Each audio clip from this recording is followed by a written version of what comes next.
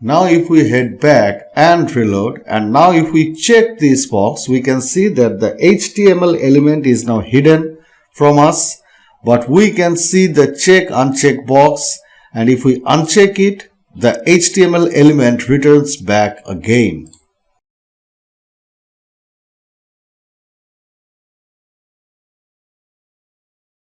In the similar manner, in this table, we are practically able to hide this average goal section.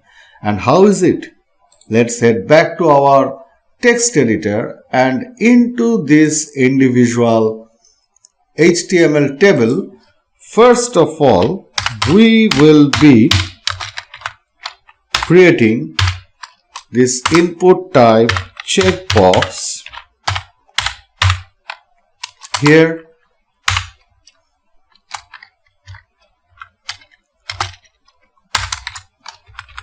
Now we have created this checkbox. In the similar fashion, we will be creating a label, and here we will mention hide the average goal segment.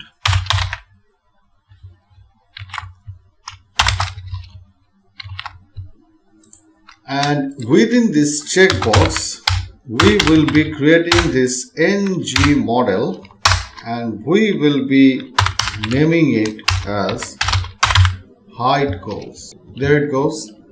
Now what is it practically going to do? If we scroll down and get back to the initial part of the project where we had seen this ng hide in action, the actual thing is this individual ng model, we are using a property name along with it, the collect value.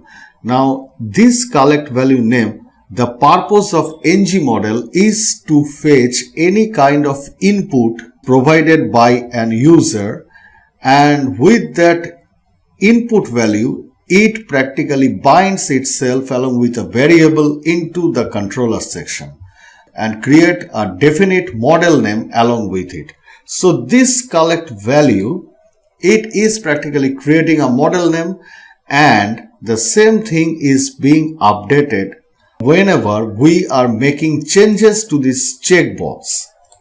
So when in the first time there's nothing, no modification is being occurred, so this thing will be shown, this HTML element will be shown in place. But whenever we are checking this box, we are practically modifying the value of this checkbox. This value in turn is being used, is being reflected within this model, and accordingly it does whatever instruction is given to it.